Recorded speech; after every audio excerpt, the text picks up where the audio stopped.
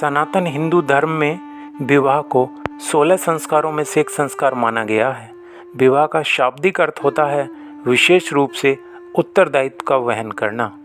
विवाह संस्कार को पाणिग्रहण संस्कार भी कहते हैं। अन्य मत संप्रदायों में विवाह पति पत्नी के बीच एक करार कॉन्ट्रैक्ट होता है और जिसे वे कभी भी तोड़ सकते हैं, परंतु सनातन हिंदू धर्म में विवाह पति पत्नी के बीच जन्म जन्मांतरों का संबंध होता है।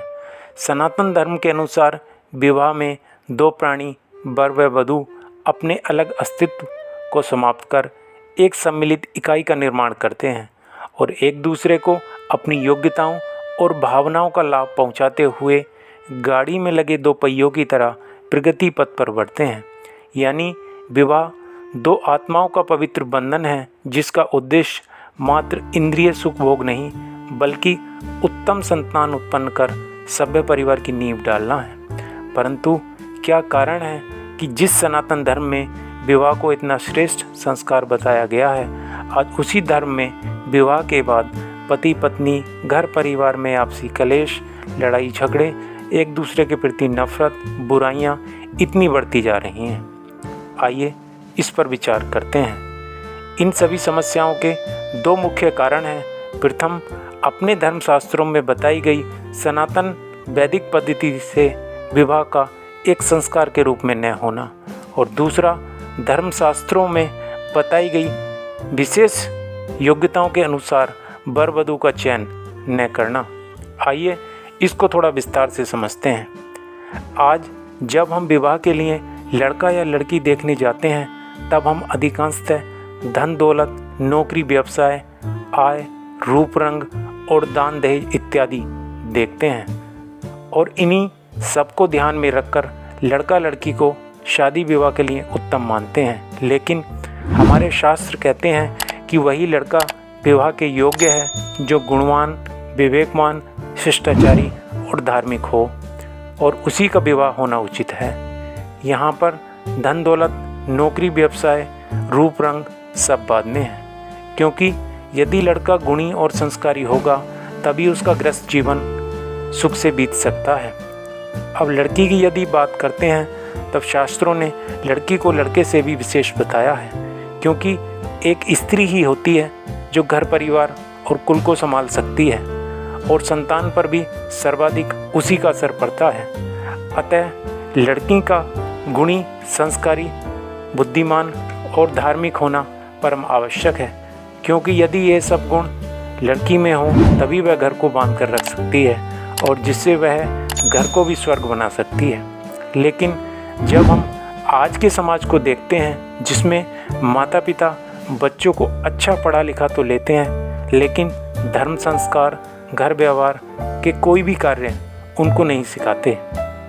उनको लगता है कि उन्होंने बच्चों को महंगे महंगे स्कूलों में बड़ी बड़ी डिग्रियां दिलाकर बहुत बड़ा कार्य किया है, परंतु वे भूल जाते हैं कि आज की इस आधुनिक शिक्षा में धर्म, संस्कार, घर व्यवहार जैसी कोई भी उत्तम बातें नहीं बताई जाती हैं। आज की आधुनिक शिक्षा उनको एक अच्छा वेतनभोगी या व्यवसायी तो बना सकती है, परंतु संस्कारी नहीं। यहाँ पर एक विशेष बात जो ध्यान करने योग्य है वह यह है कि प्रत्येक माता पिता अपनी लड़की की पढ़ाई पर तो बहुत ध्यान देते हैं और उनको घर का कोई भी कार्य नहीं सिखाते हैं। उनका मानना होता है कि हमारी लड़की पढ़ी लिखी है, वह वाला क्यों कार्य करेगी। लेकिन उन्हीं माता पिता के यहाँ जब उनके बेटे का विवाह होता है और उनको उनके अपने यहाँ पर पुत्र वधू पूर्ण संस्कारी चाहिए जो घर का सारा कार्य करना जानती हो। अब विचार कीजिए, ऐसा दोहरा चरित्र हम क्यों अपनाते हैं। एक कहावत है, हम जैसा बोएंगे वैसा ही काटेंगे। अब यहाँ पर जब हम विवाह संस्कार विधि की बात करते हैं तब हम आज देखते हैं कि आजकल जो विवाह हो रहे हैं वह लगता ही नहीं है कि ये हमारे सनातन के 16 संस्कारों में से एक संस्कार है। हमने इसको एक मनोरंजन की वस्तु मात्र बना दिया है। शास्त्र कहते हैं कि हमारे सनातन धर्म के सारे संस्कार दिन में सूर्य की उपस्थिति में ही होने चाहिए, क्योंकि धर्म में, हमारे सनातन धर्म में सूर्य को एक देवता बताया गया है और विवाह में अग्नि को साक्षी मानकर वर वधू कुछ वचन लेते हुए देते हैं, जिसमें अग्नि सूर्य का ही के एक प्रतीक है।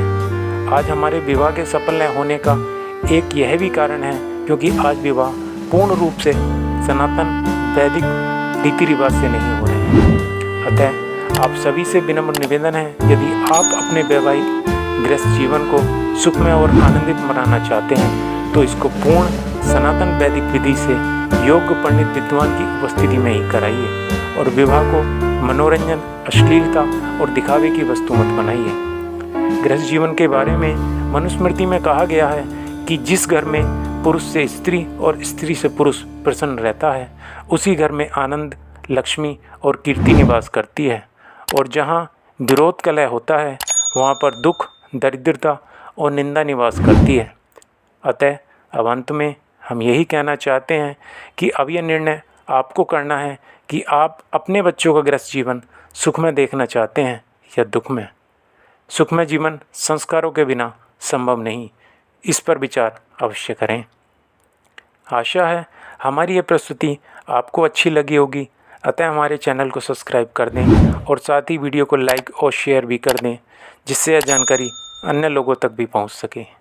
साथ ही घंटे के बटन को भी दबा दें, जिससे आने वाली हमारी वीडियो की जानकारी आपको समय समय पर मिलती रहे। वीडियो को अंत तक देखने के लिए आपका बहुत बहुत धन्यवाद। नमस्ते।